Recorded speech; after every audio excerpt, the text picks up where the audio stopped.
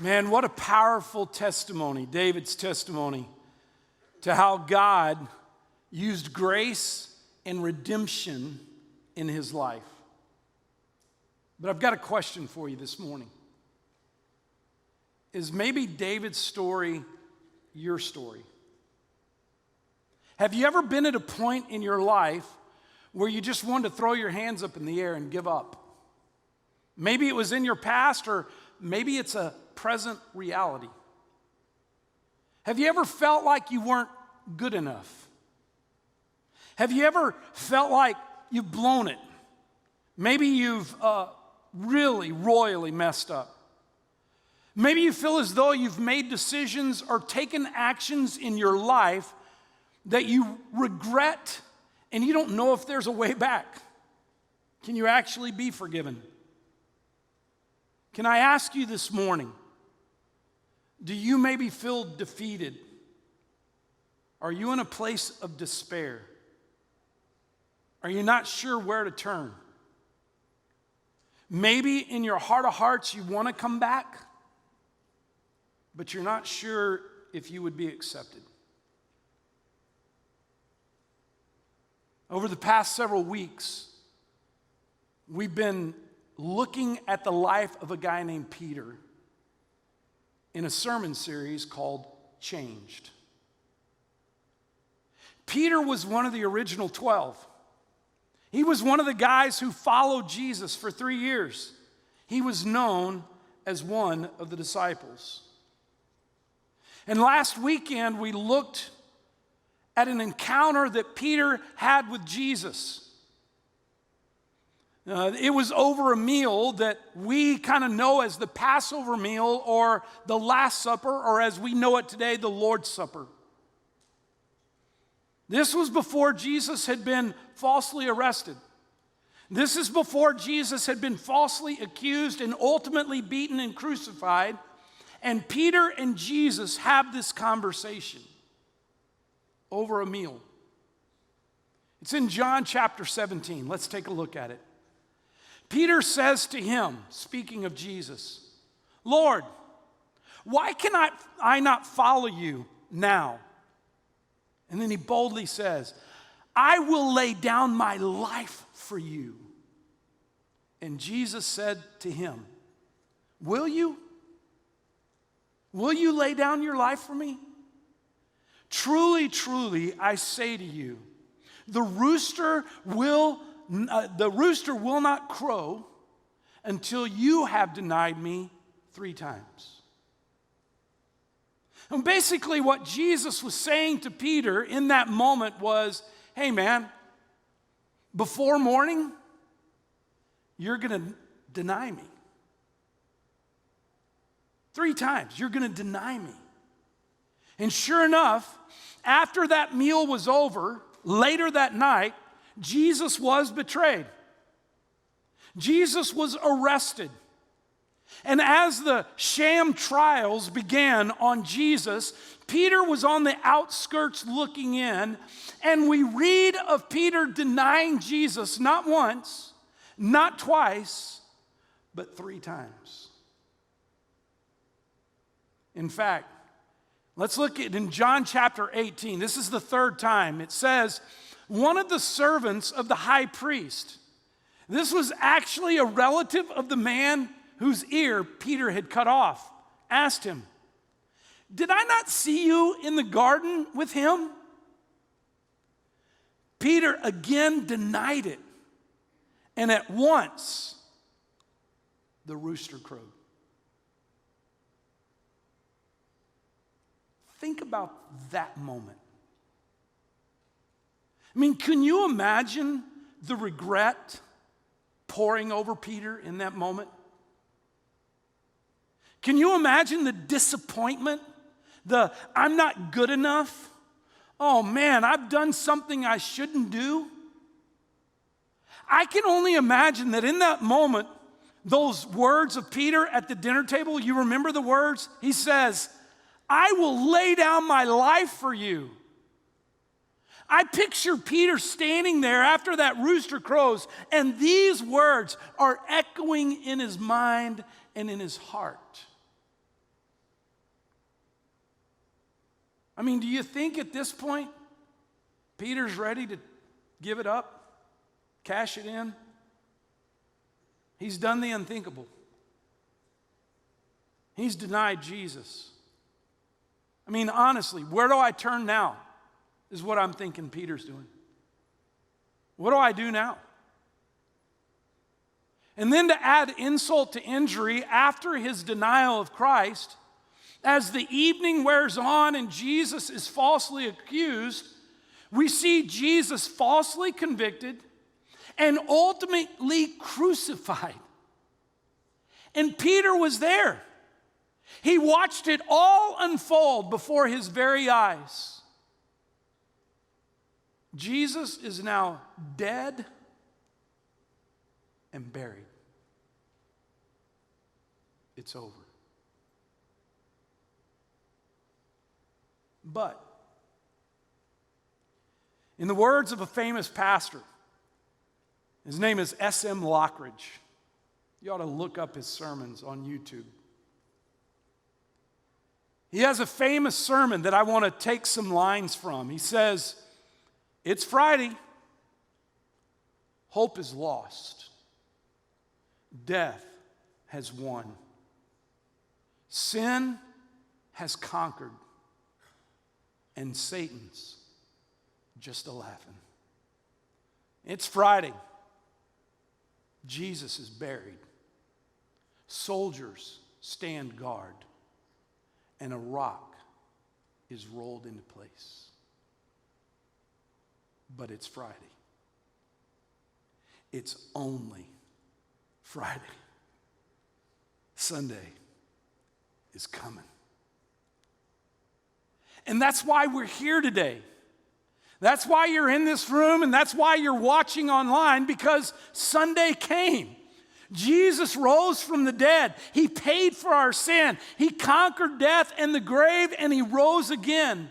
We don't have to live in despair. We don't have to live in discouragement. We don't have to live defeated lives. Why? Because the message of Easter, the message of the resurrection, is a message of hope. It's a message of grace. It's a message of redemption, and it's a message of restoration.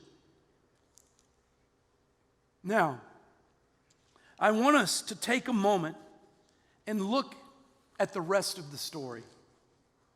I mean, what happened to Peter after the resurrection? Well, after the resurrection, the Bible tells us that Jesus walked on the earth for 40 days. And in those 40 days, he encountered people like Mary of Magdalene. He appeared to his disciples multiple times. He even showed up because Thomas, one of the disciples we know as Doubting Thomas, couldn't believe that he was alive. And so he shows up and he shows his hands and his side and says, "Put your hand here and see that it's me." He revealed truth in the midst of Thomas's doubts. And if you'll take your Bibles and open to John chapter 21, John actually shares a very interesting encounter in those 40 days that Jesus has with Peter. If you want to know the rest of the story, after the resurrection, Peter says to some of the disciples, "I'm going fishing." And just like a bunch of guys would normally do, one guy says, "I'm going fishing." A bunch of the disciples say, "We're in. Let's go fishing." Now, there's a lot of theological debate over why Peter decided to go fishing. Some people want to argue the fact that Peter felt like he had messed up so bad, he had nowhere else to go, so he'll go back to what he used to do. If you remember, Peter was a fisherman before he started following Jesus. We don't know that for sure. It could have been that maybe Peter did some of his best thinking, his best reflecting when he was out fishing. And Lord knows, Peter had a lot of stuff going around in his mind at this moment. But no matter the reason, they went fishing. Now, if you continue to read the story, we read that these guys' fishing trip was a lot like most of the fishing trips I go on. They fished all night and didn't catch a thing. Been there, done that, I've got the t-shirt. But sun starts coming up, they look, and there's a guy standing on the shore, and he shouts out to them, "Hey, why don't you cast your nets on the other side of the boat?" And if you know anything about the Bible, that's a very familiar phrase. It's a phrase that was spoken to Peter when he first encountered Jesus, by Jesus, because he had been on a fishing trip with no hope. And Jesus says, "Cast your net on the other side," and they caught a bunch of fish. Well, again, Jesus says, "Why don't you cast your net on the other side?" John, who's in the boat, says, "It's Jesus." Peter jumps out of the boat. He doesn't walk on water, but he swims to shore. And he gets there and he finds Jesus by an open fire. He says, "Bring some of the fish that you had." And they had breakfast together that morning.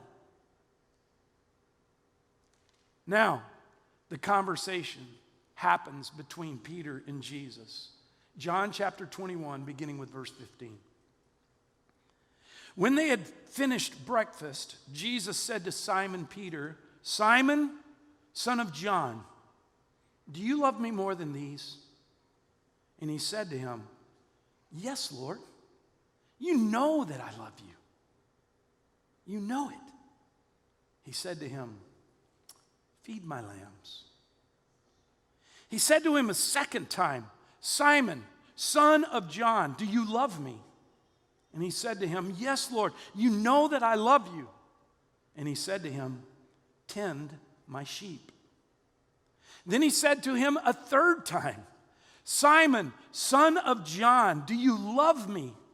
Now Peter was grieved because he said to him the third time, "Do you love me?" And he said to him, "Lord, you know everything. You know that I love you." And Jesus said to him, "Feed my sheep." And then Jesus goes on to say, "Truly, truly, I say to you, when you were young and you used to dress yourself and walk wherever you wanted, but when you are old, you will stretch out your hands, and another will dress you and carry you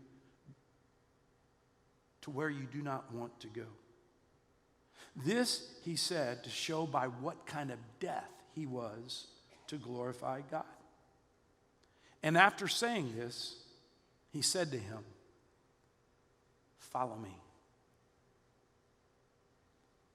Follow me." There's one main thought that I want to get across to you today, and it's this. The message of Easter is one of restoration and redemption. Please hear me. The message of Easter, in other words, the message of the resurrection, is one of restoration and redemption. Now, can I just be real transparent with you in this moment? Because if I were honest with you right now, I could tell you with all honesty that Peter's story is my story. And if everyone in this room and those that are listening online were honest, Peter's story is your story as well. I mean, days earlier, standing before a charcoal fire, Peter had denied Jesus 3 times. And now, standing before a charcoal fire, just days later, he proclaims his love for Jesus 3 times. Now, maybe you're listening here in this room or you're watching online, and maybe you're at a point in your life where you really are not sure about this guy named Jesus. Maybe you're really wrestling with whether or not you believe in who Jesus is. Maybe it's just hard to understand that someone would come from heaven and be born of a virgin and then would live a sinless life and ultimately allow himself to be arrested even though he wasn't guilty, and allow himself to be be convicted even though he wasn't guilty, and allow himself, even lay down his life on a cross to be crucified. Why would a guy do that? That just doesn't make any sense. Maybe you wrestle with this whole idea of a guy dying and then ultimately rising from the dead 3 days later. But there also might be people in this room and watching. You have a firm belief in Jesus. And at one point in your life, you boldly proclaimed him. You said, yes, I love you, Jesus. But as life happens, those feelings have waned over the years. We've all been there. In fact, maybe you're there right now. But I remind you, the message of Easter is a message of restoration and redemption. See, Peter was feeling what you heard David share in his testimony just a few minutes ago. Peter was feeling as though he wasn't good enough. Peter was feeling as though he was done. He wanted to give up. I'll go fishing. But then Jesus shows up. And he pursues Peter. He pursues Peter with a message of grace, with restoration and redemption. This is not a new message. In fact, this message began in the garden. This message began with Adam and Eve, when Adam and Eve only had one thing that they should not do. If you know the story, they did it. And as a result, their eyes were opened and they realized they had sinned and they had done the one thing that God had asked them not to do. So as a result, they went and they hid. They hid themselves because they were ashamed. They were done. There's no way out. There's no hope in my life. I guess I have to hide. But if you know the story, God comes to them in the garden. God looks for them. He says, Adam, where are you, Adam? And as you've heard me say before, this was not God playing the first game of hide and seek.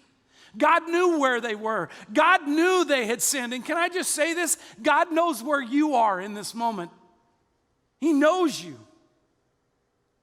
But he was restoring and redeeming them. And it's the first picture that we see in the garden, back in Genesis, of what would ultimately happen with Jesus, because God takes an animal and he sacrifices the animal and the blood is shed, and God takes the skin of the animal to cover Adam and Eve's nakedness.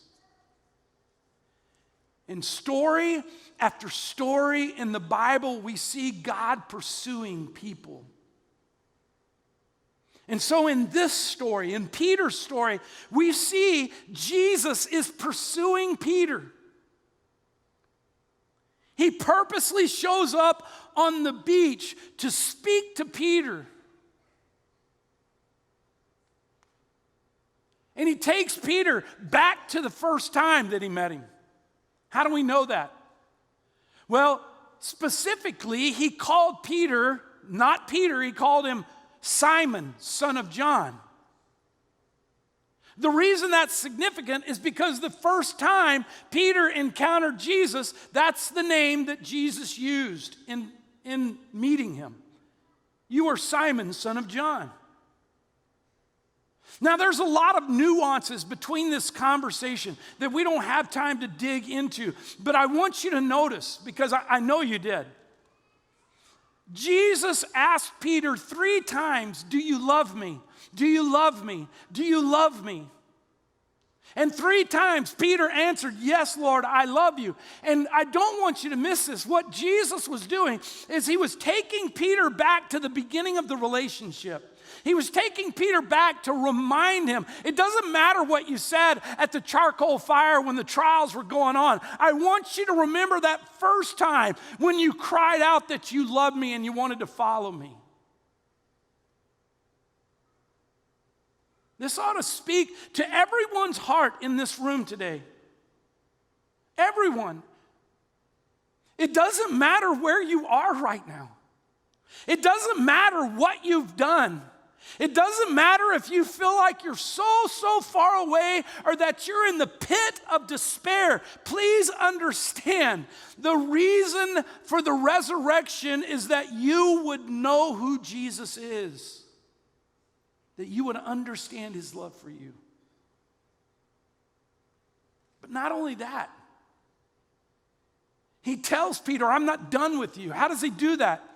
3 times he says to Peter, feed my lambs, tend my sheep, feed my sheep. He was basically telling Peter, I'm not done with you. The game's not over. You don't need to be discouraged. You don't need to be in despair. You don't need to feel as though you've done too much, Peter. I've got a mission for you, and I want you to accomplish this mission. Yes, the message of Easter is one of restoration and redemption.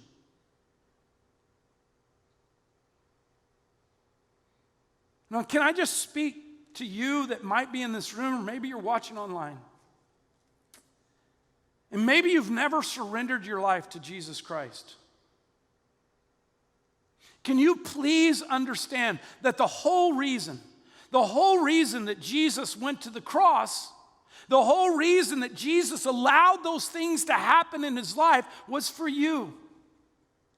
He wants you to know him. He wants you to love him. He wants you to follow him.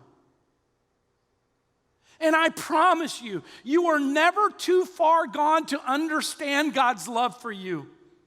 He desires to redeem you. He desires to rescue you. He desires to provide for you everlasting life.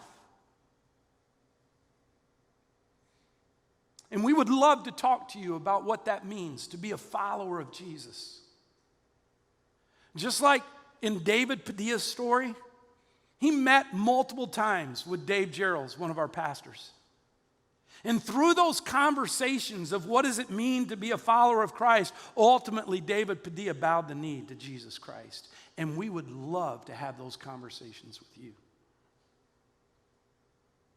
And can I just speak to those of you, maybe at one time or another in your life, you were a committed follower. But for whatever reason, at some point in your life, whether it was verbally or non-verbally, you started really denying the presence or recognizing Christ in your life. Can I remind you that the whole reason behind the resurrection is so that you could be restored back into right relationship with Jesus? Trust me. Trust me, if Peter can be taken from a place of denial to a place of restoration, so can you. So can you. But it actually all comes down to 2 words. 2 words that Jesus spoke to Peter. In fact, these are 2 words that he spoke to Peter at the very beginning of their relationship. And it's 2 words that Jesus wants you to hear today. It's simple. Follow me. Follow me. Are you willing? Are you willing to actually follow Jesus? Are you willing to leave the doubts and the fears behind? Are you willing to move from despair to delighting in the Lord? Are you willing to leave behind the lack of self-worth and find that you are valuable to God? You know how I know? I know everyone in this room, everyone that's listening to me, I know that you are valuable to God. You know how I know that? He gave his one and only Son for you. You are valuable. So can I remind you today, the message of Easter, the message of the resurrection is one of restoration. You can be restored. Even though you're far away, you can be restored back into right relationship. Or you might need to be redeemed. Maybe for the first time, you need to give your life to Jesus Christ. But it begins when you follow him. You follow him. Will you pray with me? God, I thank you for today. I thank you for the story of Peter and his life and how it's pretty much everybody's story. So God, I don't know everyone in this room and I don't know where they're at, but you do. And I pray, God, that whoever needs to hear that they can be restored, that they would receive that message and run to you. And God, for anyone in this room that needs to hear that they can be redeemed and saved, I pray that your Spirit would speak loudly to their hearts.